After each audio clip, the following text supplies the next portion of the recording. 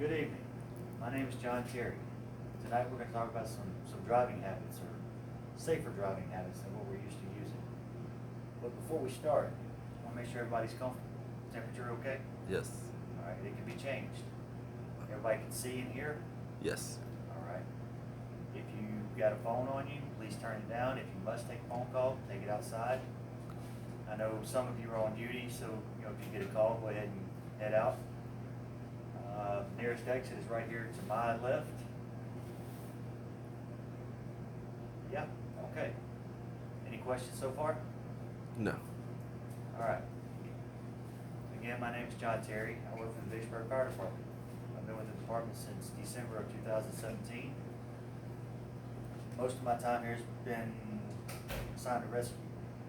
For the last 2.5 years, I've run B-Shift Rescue. And that'll be relevant in a few minutes. Before coming to the department, I was in the Army for a long time. Got out of the Army in 2007. After a while, I went to a truck driving school. My first job out of truck driving school was working as a safety man for a large construction agency. I taught a lot of truck drivers, safe driving habits. I taught a lot of truck drivers safe driving habits. Again, that'll be relevant in a few minutes. December of last year, December of 2020, I was driving the rescue. While driving the rescue, I was looking at maps on my phone. I was contemplating using the phone to call the chief and ask him a question. At some point, I decided against that. I put the phone on the dashboard, reached for the radio. At that point, I went off the road and launched the rescue through a utility pole. Keep in mind, I taught hundreds of drivers safe driving techniques, good driving habits. So, all of this will be relevant in a few minutes. Before we go any further, why don't you introduce yourself to me? I'm Tony. Tony, how long have you been with the department? About 4 years. Okay, what's your job? I'm a lieutenant. All right.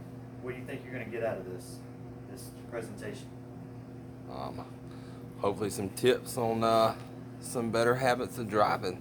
Well, I'm hoping you do, and I'm hoping that I remind myself of some things. All right, we're going to get started. Our learning objectives, I'm not going to call them learning objectives. We're going to try to identify some of our bad habits, and we're going to go on to try to correct those bad habits, come up with ways to maintain corrections to those bad habits.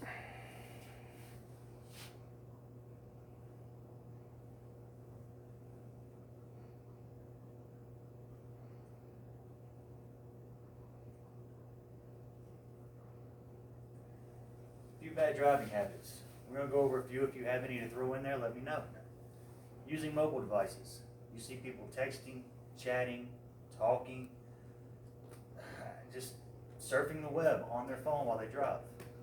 You see people at red lights engrossing their phone, have no idea that they set through 3 cycles of the light while they're playing with their phone.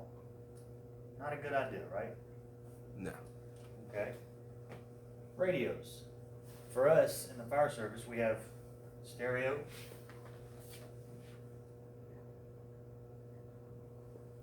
hold on just a second. Gotta love technology, huh? Mm-hmm.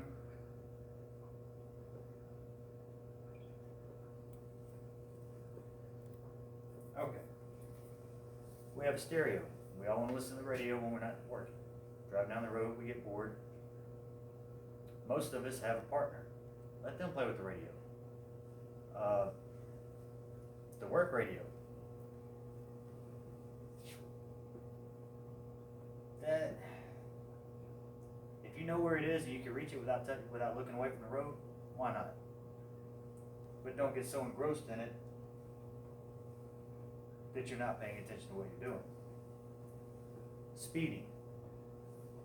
One saving grace to my mishap last year was they were able to track through the tattletale in the truck and see that I wasn't speeding.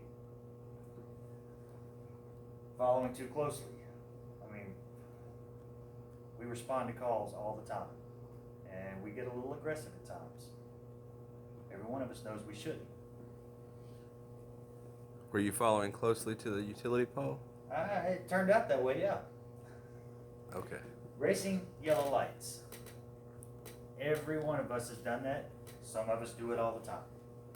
We know that goes without saying. It's just not a good idea. Eating.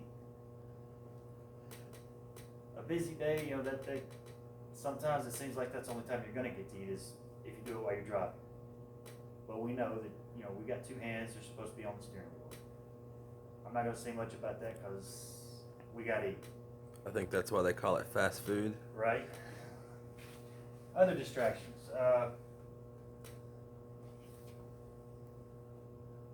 Anybody got any other thoughts? Any other distractions you can think of? That's a good list, though. There's a bunch. Yeah. The only one that really comes to mind off the top of my head is going to be like pedestrians. Watching people do things on the side of the road. Special event, car show you go by, or fairs in town, or woman checking her mail. There's all kind of things that get our attention on the road.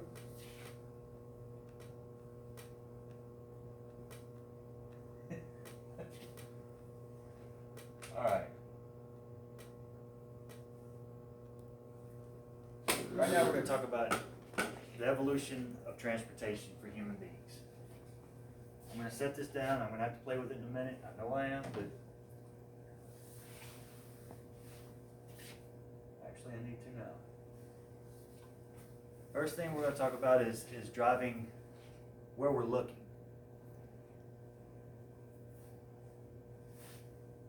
In the beginning, way back in the day, we walked everywhere we went. We were hunched over. We moved 3 to 6 miles per hour. We're looking for things on the ground. We're looking for holes that we're going to step in. We're looking for a snake. We're hunting. We're looking for berries. We had nowhere to go, no job. We weren't in a hurry. A little while later, we got on horses. Horses typically move about the same speed as humans, and probably slower, because if you hurt your horse, you're pretty well where you were going to be.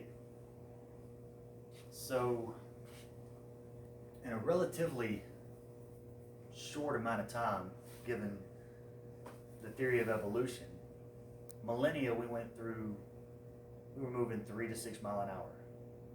In a very short amount of time, so in the last 130 years, we went from 3 to 6 miles an hour to averaging probably 70 miles an hour. Evolution doesn't move that fast. We're used to looking right here because that's where we're going to be in 3 to 6 seconds. We're still looking where we're going to be in 3 to 6 seconds. One of the things we should probably work on is looking farther ahead. Where are we going to be in 10 to 15 seconds?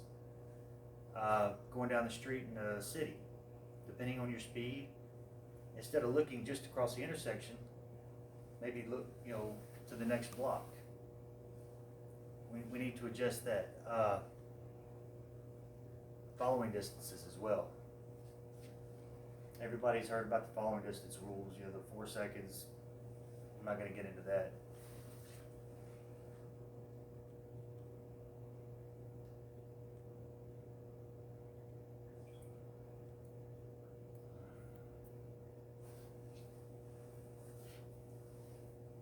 Okay.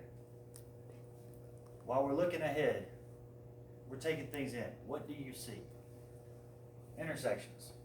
Check out the intersection. What's in the intersection? What color is your light? Is it red? Is it yellow? Is it green? If it's yellow, how long has it been, or if it's green, how long has it been green? Is it stale? Did you see it turn green? Are you going to make it? Do you need to slow down? What's going on at the intersection? Are there pedestrians? Take it in. Traffic. Look around you. You want to see what everybody's doing.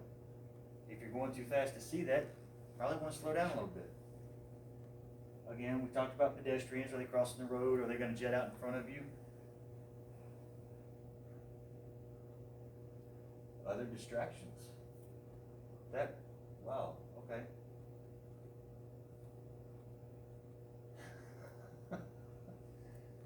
I made a boo-boo. But look, we'll go back to distractions.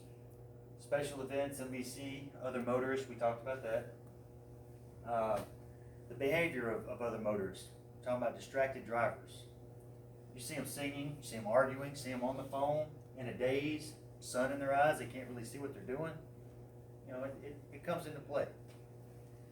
So while you're looking ahead and you're taking everything in, you want to keep scanning.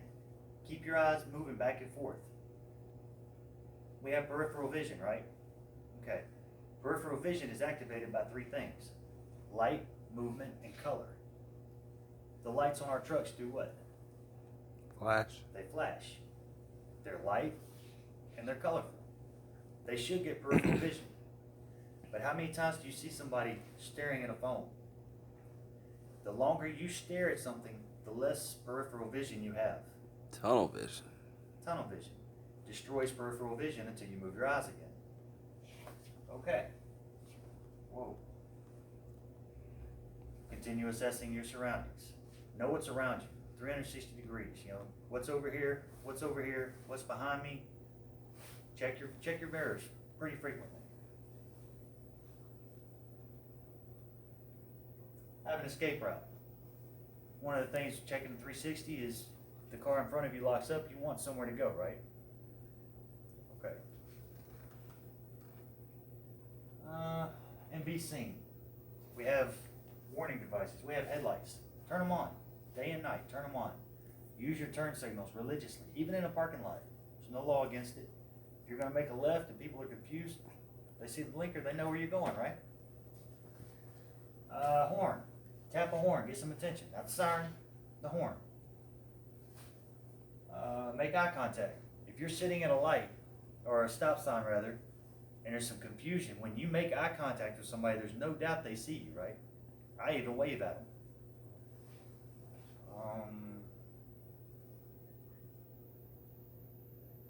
Clear intersections carefully. We all know what that means. One lane at a time. Watch everything.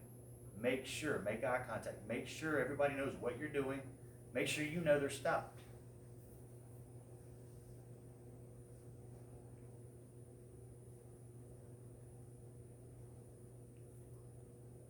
Summary.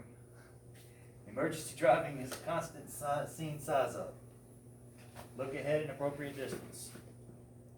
We went over that. I mean, do you understand what I'm saying when I say look ahead in appropriate distance? Yeah, earlier you mentioned, we typically look like 3 to 6 seconds ahead, but maybe looking double that, or 10 to it's natural 15. as human beings to look, like right here. We're moving a lot faster. We need to look a good bit further ahead. Okay? Take it all in. What am I talking about? It's a broad statement. But in this aspect, Okay, Samantha. in this aspect, just everything that you've talked about. Don't just focus on one certain thing. Okay. See, we want to see everything. Take in as much information as we can about the road in front of us. Yeah. Okay. Don't Maintain awareness. 360 degrees. What are we looking for? defensive driving. Yeah. Okay. Have an escape.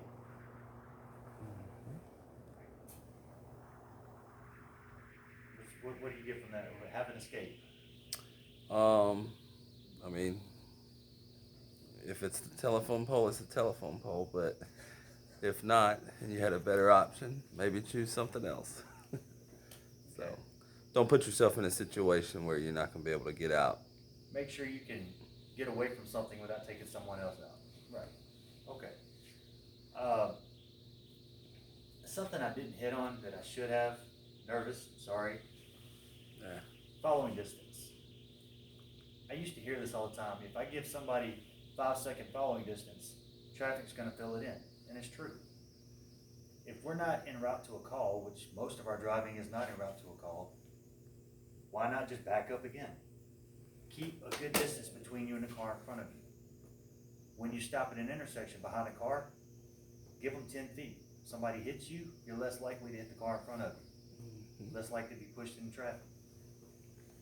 Have an escape, be seen. Be seen by all. What are we talking about? Don't just focus on maybe the people directly in front of you, especially responding to a call. Make sure others are aware of what your intentions are doing. Right. The idea with that one was